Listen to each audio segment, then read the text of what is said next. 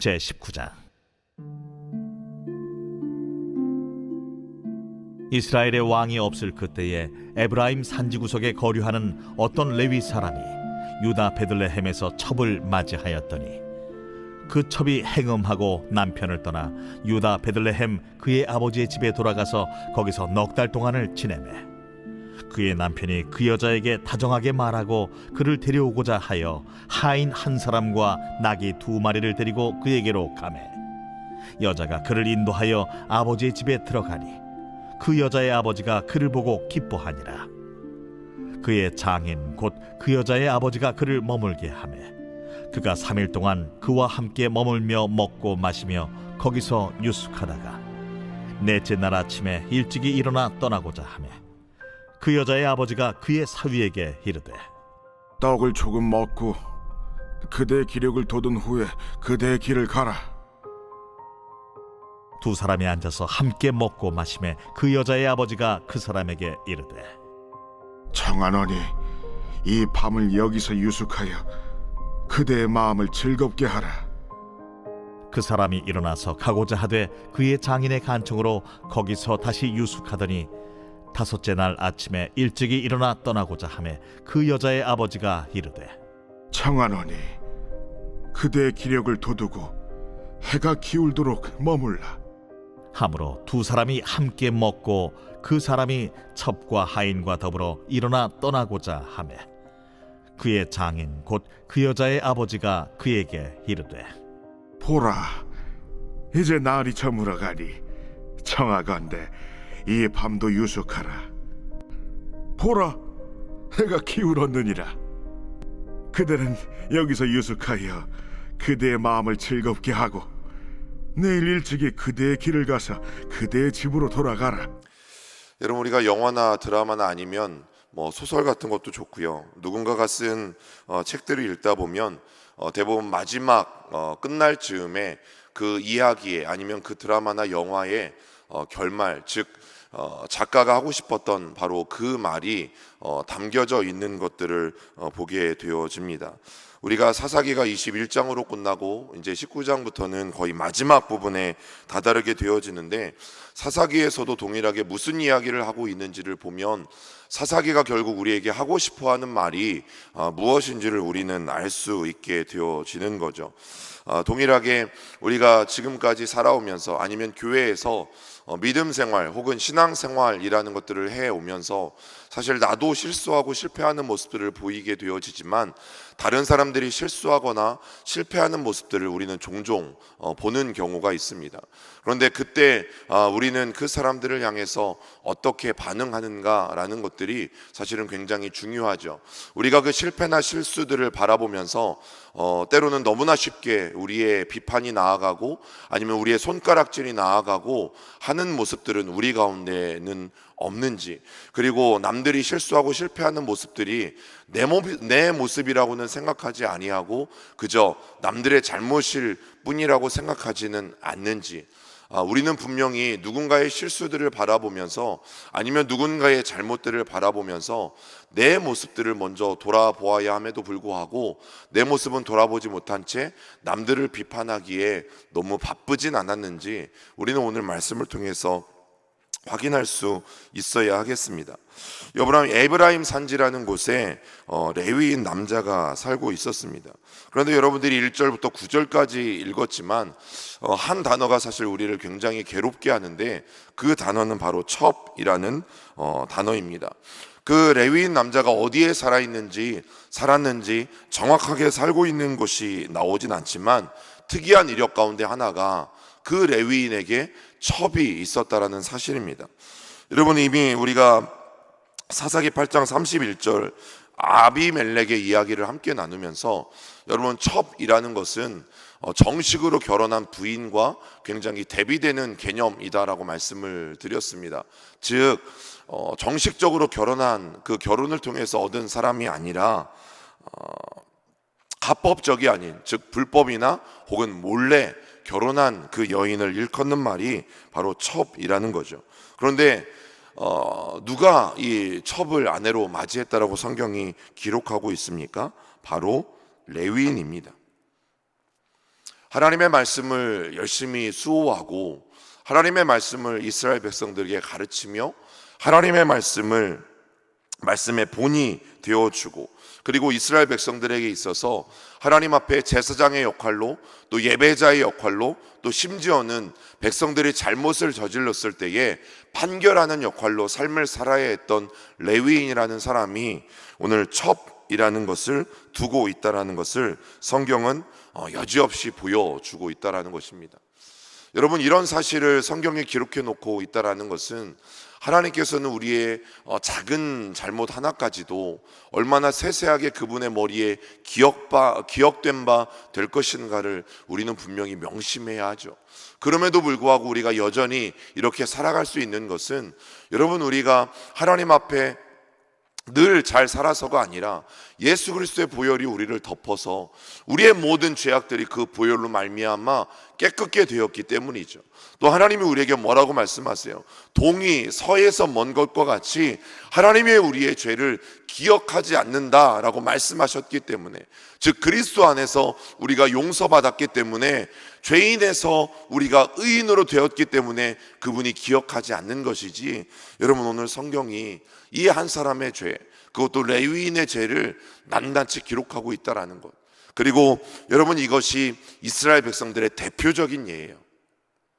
레위인의 첩사건을 기록한 것은 이것이 이스라엘 백성들의 대표적인 예고, 즉 레위인이 이런 말도 안 되는 삶을 살았다면 지금 이스라엘 온 나라의 삶은 불보듯 뻔한 것이다라고 성경이 기록하고 있는 것입니다. 그래서 예를 들어 레위기 24장 21절에 보면 사람을 죽인 사람은 반드시 사형에 처해야 한다라고 번역하고 있어요. 그런데 이 말씀을 히브리어로 직역하면 짐승을 죽인 자는 그것을 그대로 물어 주어야 한다. 그러나 사람을 죽인 자는 반드시 죽임을 당해야 한다. 이런 뜻을 가지고 있어요. 여러분, 그런데 누군가가 죽어야 한다면 그 사람에게 사형을 집행해야 되는 사람이 있잖아요. 우리 같으면 옛날에 망나니 같은 그런 것들이 있었고, 또 지금은 사형제도가 잠정적 폐지되기는 했지만 교도소 안에서 사형을 집행하는 사람들이 있었고, 그런데 당시에는 바로 레위인이 이 사형을 집행하는 집행자의 역할도 했다라는 사실입니다. 그러니까 레위인들은 제의를 드리는 제사장이면서 또 성전에서 하나님을 찬양하고 예배하는 예배자이면서 또 이스라엘 백성들의 법률들을 판단하고 판결해주는 재판장이면서 또 스스로가 사형까지도 집행하는 사형 집행자였다라는 사실이죠. 그런데 그런 레위인에게 첩이 있다? 여러분, 이것은 말도 안 되는 사실입니다. 왜냐하면 이 엄격한 집행자가요, 자기 자신은 예외라고 말하고 있는 것이기 때문입니다. 모두가 그렇게 살기 때문에 레위인조차 그렇게 살아야 한다는 것은 여러분 말도 안 되는 것이죠. 어떤 모양이든 율법과 이스라엘 공동체가 정결한 삶을 살고 하나님 앞에 하나님의 마음에 합당한 삶을 살아가게 되어지고, 또 그것을 잘 지키고 있는지 않는지 여러분 매 눈으로 지켜보아야 하는, 즉 우리가 늘 기도하는 것처럼 솔선수범하는 그 모습을 보여주어야 했던 것이 여러분 레위 사람들이었어요. 그런데 레위 사람들은 나는 예외다라고 스스로 법을 어기고 있었던 것이죠. 성도들에게 이렇게 해야 합니다, 이렇게 살아야 합니다 말하고 가르치지만 그 모든 사람들 앞에서 나는 예외였던 사람이 바로 오늘 레위 사람이었던 것입니다. 여러분, 당시에 이 사사시대가 그렇습니다. 레위인마저도 자기의 정체성을 잃어버리고 살아가던 시대였다라는 것을 우리는 이미 미가의 집을 이야기를 통해서 알게 되었지만, 대표적인 두 번째 이야기, 바로 레위인이 첩을 두는 이 사건을 우리가 다시 한번 성경을 통해 알게 되면서 하나님의 가르침이 무너진 시대를 우리는 살아가고 있는 것이죠. 여러분, 다임 목사님께서 수요일 날 예로 드셨던 이야기 중에 한 국회의원이 우리가 종교인입니까? 우리가 정치인이지, 어떻게 종교인인 우리에게 정치인과 똑같은 그런 정직함을 요구합니까? 라는 이야기를 들었을 때 여러분들은 어떤 생각이 드셨어요? 이 나라의 대통령이 정직하지 않다면, 또 이 나라의 국회의원들 아니면 정치인들이 자기는 정직하지 않으면서 자기는 법 앞에서 쏙쏙쏙 빠져나가면서 대통령의 리더 가운데 있다면 여러분, 누가 그 리더들을 따라갈 수 있겠습니까? 그들은 모르고 있는 것이죠. 정직함이라는 것이 얼마나 중요한 무기가 되어지는 것을, 또 많은 사람들 앞에 얼마나 좋은 본보기가 되어진다라는 것을 여러분, 그들은 모르고 있는 것이죠. 여러분, 오늘 이 성경의 이야기는 한 사람 레위인만을 이야기하고 있는 것이 아니라는 것을 우리는 기억해야만 합니다. 하나님은 우리 모두에게 하나님의 법을 따르라고 말씀하고 있는 것이지, 오늘 이 레위인에게만 하나님의 법을 따르라고 말씀하고 있는 것이 아니에요. 여러분, 레위인의 잘못됨을 지적하는 것은 분명 어떤 목회자나 종교 지도자의 잘못을 지적하고 있는 것과 동시에 오늘 하나님을 믿는 모든 사람이 그럴 수 있음을 우리에게 분명히 말씀하고 있는 것입니다. 여러분, 우리가 2절을 한 번만 더 읽어보겠습니다. 2절입니다. 그 첩이 행음하고 남편을 떠나 유다 베들레헴 그의 아버지의 집에 돌아가서 거기서 넉 달 동안을 지내매. 우리 마지막으로 오늘 읽었던 9절도 함께 있습니다. 그 사람이 첩과 하인과 더불어 일어나 떠나고자 하매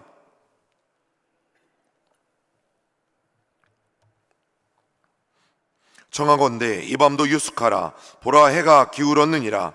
그대는 여기서 유숙하여 그대의 마음을 즐겁게 하고 내일 일찍이 그대의 길을 가서 그대의 집으로 돌아가라 하니. 여러분, 오늘 우리가 읽는 성경에는 어떻게 되어져 있습니까? 레위인이 그들의 베들레헴 출신의 첩이 아버지의 집으로 돌아갔다라고 말하고 있고, 그와 대조적으로 9절에 보니까 이제 그 아내를 찾아왔던 사위에게 장인이 붙잡으면서 뭐라고 말합니까? 내일 그대의 집으로 돌아가라 라고 이야기합니다. 그런데 이 히브리어 19장 9절에 있는 말씀을 히브리어로 보면 이 그대의 집이라는 것은 오헬이라는 말을 쓰는데 염소의 털로 짠 집이에요.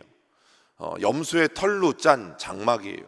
즉 오늘 이 첩이라는 여인, 즉 베들레헴에 거주하는 이 장인이 살고 있는 집은 요즘으로 말하면 그럴듯한 집, 방이 있고 또 담이 있고 정성껏 쌓아 올려서 남들이 보기에도 살만하고 그럴듯한 집을 의미해요. 그러니까 이 레위인이 결혼했던 이 여인의 집은 굉장히 잘 사는, 경제적으로 부유했던 집을 말하고 있는 것이고, 사실 이 레위인의 집, 그대의 집으로 돌아가고 말할 때 이 집은 천막, 텐트, 염소의 털로 만들었던 장막을 의미하는 거죠. 그러니까 사실 이 여인이 자기의 집으로 돌아갔던 이유가 뭐냐면 이들이 사랑해서 결혼을 시킨 게 아니었던 거죠. 장인이 이 사위를 맞이하면서 왜 이렇게 기뻐한 줄 아십니까? 장인은 돈은 있었으나 뭐가 없었어요? 이 종교적인 권력을 얻고 싶어 했던 거죠. 그래서 못 살지만 레위인이라는 사람을 사위로 들여서 그 결혼을 허락했던 것이고, 반면 레위인은 자기가 종교적으로는 우위에 있지만 뭐가 없었던 것입니까? 집에 한 푼 아무것도 없었던 것이죠. 요즘 우리들로 말하면 정략 결혼, 말도 안 되는 일들이 성경 가운데 일어나고 있었던 것을 여러분, 성경은 감추지 않고 우리에게 보여주고 있다라는 사실이죠. 여러분, 목사의 한 사람으로서, 어쩌면 지도자의 한 사람으로서 이런 이야기들을 하는 게 창피하고 부끄럽기도 하고, 어쩌면 사사기를 쭉 여러분들과 함께 새벽 시간에 읽어 내려가면서 건너뛰고 싶은 본문이기도 합니다. 그래서 매우 부끄럽고 매우 창피하고, 동일하게 이 모습들을 보면서 목회자로 살아가고 있는 제 안에 이런 모습들은 없는지 돌아보게 되어지는 것입니다. 그러나 분명히 말씀드리는 것은 이 말씀은 우리 각자에게 주시는 하나님의 말씀인 것이죠. 우리가 이 사건들을 바라보며, 이 사실들을 바라보며, 어떻게 레위인이 저래, 어떻게 목사가 저래, 어떻게 권사가 저래, 아니면 장로가 저래, 누군가를 향해서 비판하고 아니면 비난하기 이전에, 아니면 손가락질하기 이전에 어떻게 해야 됩니까? 이 모습이 내 모습은 아닌지. 우리는 나에게는 너무나 관대하잖아요. 나는 조그만 실수 하나 저질러도, 아니면 큰 실수 하나를 저질러 어때요? 그래, 그럴 수 있지. 내 상황은 어쩔 수 없었어. 그래, 내 상황에는 그럴 수 있어 라고 넘어간 적은 없는지. 그러나 누군가의 실수 하나들을 바라볼 때에는 어떻게 저래? 어떻게 저 사람이 저래? 어떻게 교회 안에서 저래? 라고 그 상대방을 향해서 비난하며 손가락질하는 나의 모습은 없는지 우리는 분명히 돌아보아야 할 것입니다.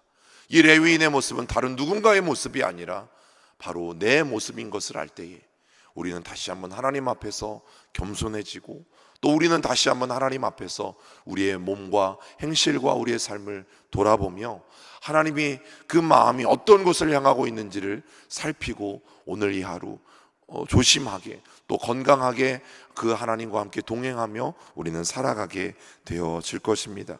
그렇게 하나님과 동행하며 살아가는 이 하루가 되기를 주님의 이름으로 부탁을 드립니다. 우리 같이 기도하겠습니다. 좋으신 하나님, 오늘 이 레위인의 첩사건 이야기를 통해서 다시 한번 나의 모습을 먼저 돌아봅니다. 나는 오늘 하나님의 말씀을 거슬려 스스로 나에게는 너무 관대하진 않은지, 하나님 성령의 민감함이 우둔하여져서 하나님 나는 스스로에게 늘 너무나 자주 용서하고, 내가 하나님 앞에 부끄러움에도 불구하고 괜찮다라고 이야기하며 나의 상황은 어쩔 수 없었다라고 이야기하며 살아가고 있진 않은지 다시 한번 이 아침 나의 모습을 먼저 돌아봅니다. 오늘 성령께서 나의 마음과 나의 심령과 나의 행실을 조명하여 주셔서 하나님, 내가 부끄러운 모습은 없는지 돌아보게 하시고, 하나님 그것들을 주님 앞에 오늘 이 새벽 고하며 나아갈 때에 다시 한번 하나님의 치유와 회복을 경험할 수 있도록 우리 주님 인도하여 주시옵소서. 하나님, 분명히 남을 비난하고 비판하기 전에 내 안에 있는 들보를 먼저 보라고 말씀하셨던 주님의 말씀을 기억하며 오늘도 성령 하나님과 함께 거룩하게 구별되어 살아갈 수 있는 우리 모두가 되어질 수 있도록 축복하여 주시옵소서. 출타 중이신 담임 목사님, 하나님의 능력과 은혜로 붙잡아 주시고, 하나님 세워주신 모든 사역들 위해, 또 선포되어지는 말씀들 위해, 목양의 사역들 위해 날마다 성령의 도우심과 은혜로 하나님 넉넉히 감당하며 걸어가실 수 있도록 우리 주님이 인도하시고 붙잡아 주옵소서. 하나님, 우리 모두가 회복 캠프를 준비하고 있습니다. 하나님의 회복을 갈망하는 백운의 모든 성도들이 되게 하여 주시고, 다시 한번 우리 백운 공동체 안에 하나님의 깨끗하게 하심과 하나님의 정직하게 하심과 하나님의 정결하게 하심과 또 우리의 영혼을 솟생케 하심과 하나님의 회복의 역사가, 또 회복을 넘어 하나님의 부흥을 경험하는 역사가 일어날 수 있도록 우리 모두가 매일매일 마음으로 준비하며 기도로 준비하며 또 그날을 소망하며 나아갈 수 있도록 인도하여 주시옵소서. 오늘 이 하루를 주님께 온전히 올려드리며 예수 그리스도의 이름으로 기도드립니다.